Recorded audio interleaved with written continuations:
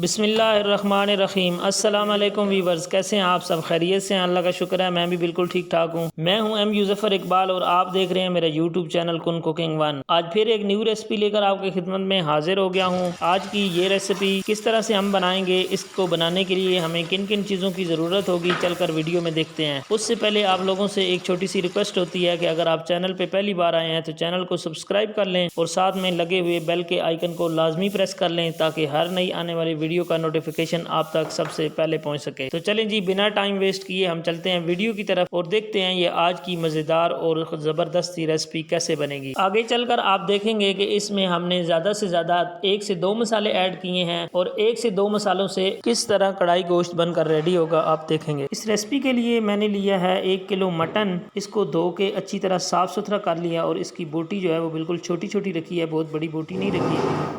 छोटी बोटी गलने में आसान होती है और इसका टेस्ट भी बड़ा लाजवाब आता है। इसको शामिल कर देंगे जी एक खूबसूरत सी कढ़ाई में। इसको थोड़ा सा बराबर कर देते हैं। अभी तक हमने इसके नीचे फ्लेम ऑन नहीं किया। तो इसमें शामिल करेंगे 2 चम्मच भर के घी के। आपके पास ऑयल है, आप ऑयल भी शामिल कर सकते हैं, ऑप्शनल है। तो मैं यहाँ पे घी इस्तेमाल कर रहा हूँ। 2 चम्मच भर के इसमें घी डालेंगे और इसका फ्लेम ऑन कर देंगे। इस वक्त हमने इसमें कुछ भी नहीं डालना और जस्ट हमने इसको घी के अंदर 5 से 6 मिनट फ्राई करना है। जब 5 से 6 मिनट गोश्त को हम अच्छी तरह घी के अंदर भुनाई कर लेंगे तो इसमें हम उसके बाद जो भी चीज़ शामिल करनी होगी करेंगे।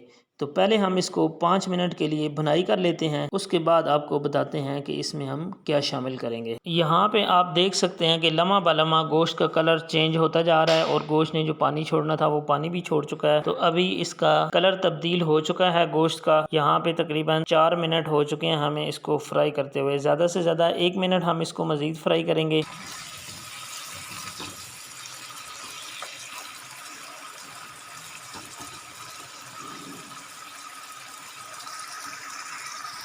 किसी भी तरह का गोश्त हो उसके अंदर स्मेल लाजमी होती है। स्मेल दूर करने के लिए 2 मोटी इलायची हमने शामिल कर दी हैं इसके अंदर। ये मोटी इलायची गोश्त की स्मेल को बहुत अच्छी तरह से ख़त्म कर देती है। और साथ ही हमने इसमें शामिल कर देना है पानी। गोश्त हमने 5 मिनट फ्राई कर लिया था। अब हमने इसमें इतना पानी शामिल कर देना है कि हमारा गोश्त इसके अंदर डूब जाए। उससे ज़्यादा पानी शामिल ना करें क्योंकि ये छोटा गोश्त है, ये आसानी से गल जाता है। इतने पानी में ये बड़े आराम से गल जाएगा। इसमें कोई और चीज़ नहीं जाएगी। हमने कवर रख देना है 15 मिनट के लिए। हम इसको मीडियम आंच पे पकाएंगे। 15 मिनट हो चुके हैं जी। अब इसका कवर उठाते हैं और देखते हैं। ये देखें, इसका पानी बिल्कुल सूख चुका है, घी अलहदा हो रहा है और मुझे यकीन है कि इंशाल्लाह गोश्त भी जो है वो बहुत अच्छे से गल चुका होगा। मैं इसको चेक भी कर लूँगा। हमने इसको बीच में एक दफ़ा कवर उठा के इसके अंदर चम्मच हिलाया था। तो अभी यहाँ पे देखें बिल्कुल पानी इसका खुश्क हो चुका है। सिर्फ जो है वो गोश्त बचा है और गोश्त हिलाने से मुझे आइडिया हो रहा है कि ये बहुत अच्छी तरह गल चुका है गोश्त।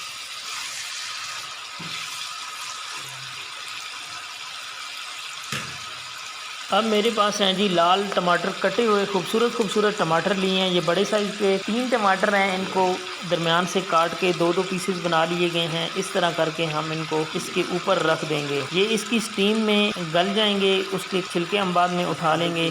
यहाँ पे मेरे पास हैं 6 अदद हरी मिर्चें, 3 रेड हो चुकी हैं उसमें और 3 ग्रीन है। तो ये मैं इसमें शामिल करके इसका कवर रख दूंगा। ये कवर हमने रखना है 5 मिनट के लिए। 5 मिनट के अंदर अंदर टमाटरों के छिलके बिल्कुल गल जाएंगे और फिर हम कवर उठा देंगे। 5 मिनट हो चुके हैं जी, टमाटर गल चुके हैं। यहाँ पे कवर उठा के देखते हैं। टमाटर माशाल्लाह से बहुत अच्छी तरह गल चुके हैं। अब हमने इनके छिलके रिमूव कर देने हैं। ये मटन कढ़ाई बहुत ही कम मसालों से और बहुत ही मज़ेदार बनकर रेडी होती है। ज़रूर ट्राई करें और मुझे फीडबैक दें कमेंट्स की सूरत में। इससे मुझे अच्छा काम करने की मोटिवेशन मिलती है और आप लोगों की तरफ से प्यार है। अल्लाह रब्बुल इज़्ज़त आपकी तमाम दिली ख्वाहिशात पूरी फरमाए जी। तो टमाटर हमारे जो हैं वो गल चुके हैं। इनके छिलके रिमूव कर देते हैं। टमाटरों को अच्छी तरह छिलके रिमूव करने के बाद मैश कर देंगे इसके अंदर। टमाटर हमारे ऑलरेडी गले हुए हैं।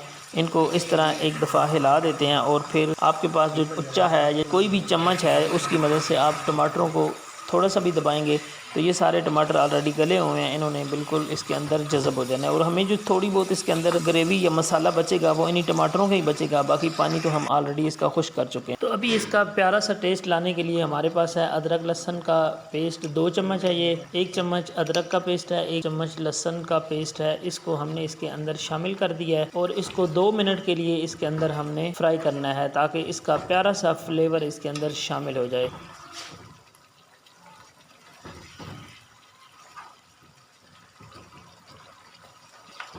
अभी तो बहुत अच्छा कर दिया है।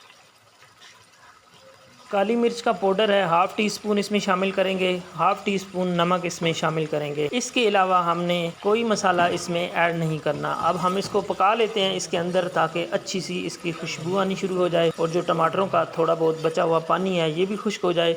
इसमें हमें किसी भी तरह की कोई ग्रेवी नहीं चाहिए। अगर आप ग्रेवी रखना चाहते हैं तो टमाटरों का जो थोड़ा सा पानी है उसको आप बचा सकते हैं।